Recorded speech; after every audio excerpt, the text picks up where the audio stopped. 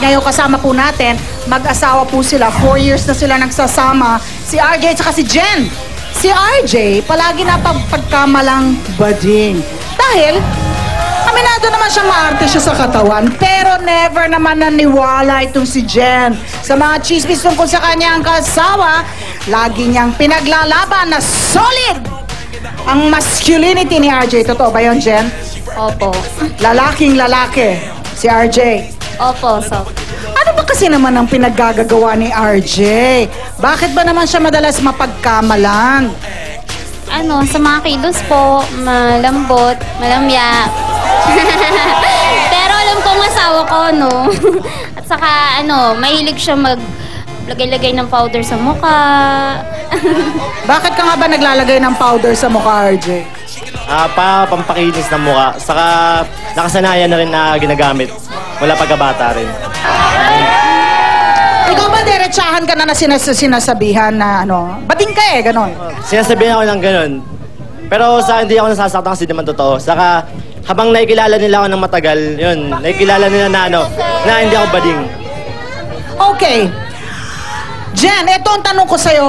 Paano mo mapuprove? Paano mo mapapatunayan na hindi bading si RJ? Buntis na nga ako ngayon eh. Ayun yung proof para malaman nila lalaki talaga yung asawa. Ay, mga Becky!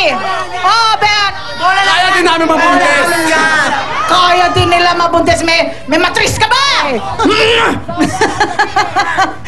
Thank you so much, Jen and RJ. Lalaki si RJ. Solid, ha? Papa Jack!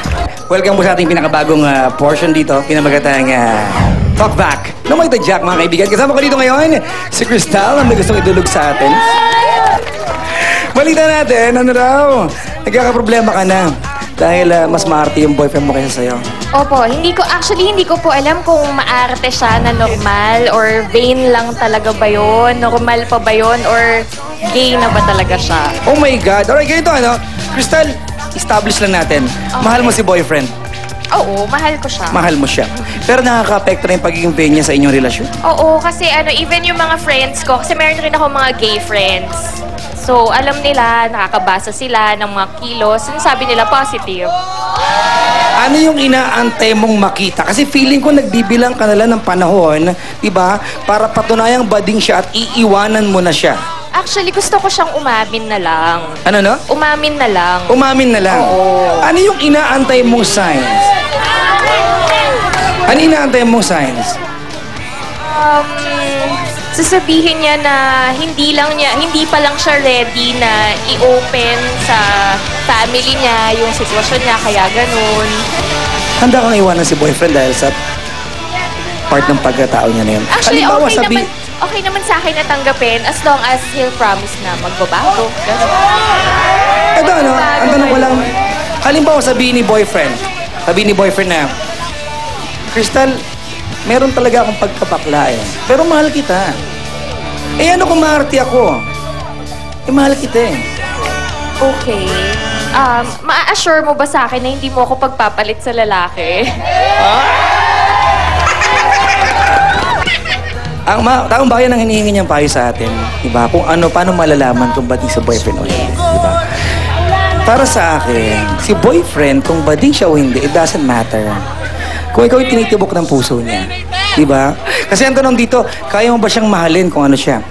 Kasi kung mahirap sa'yo tanggapin na si boyfriend mo parang bading, hindi ba mas mahirap tanggapin sa part niya na ayaw niyang umamin kasi baka hindi mo siya tanggapin? Okay. Diba? Nakaantabay si boyfriend. Anong gusto mo sabihin sa kanya? Take care. Andito lang ako kung meron ka mang gustong sabihin. Handa akong tanggapin ka kahit ano ka pa. Kasama ba dito yung idea na pag dumating yung panahon na bading siya, you will still be there for him? Oo. As long as sasabihin niya yung totoo. Wow! Taong bayan tatanggapin niya sa boyfriend ka, ano pa man? Pinakamahalagang katanungan, mama. Mahihirapan ba siya ng blush on kung sakasakali? Hindi, ayoko. Gusto ko ako pa din yung maganda. Today I don't feel Mangusap pa natin yung iba't iba pang tao na may kinalaman sa ganitong issue. So, balik ng Starbucks dito, kasali ka!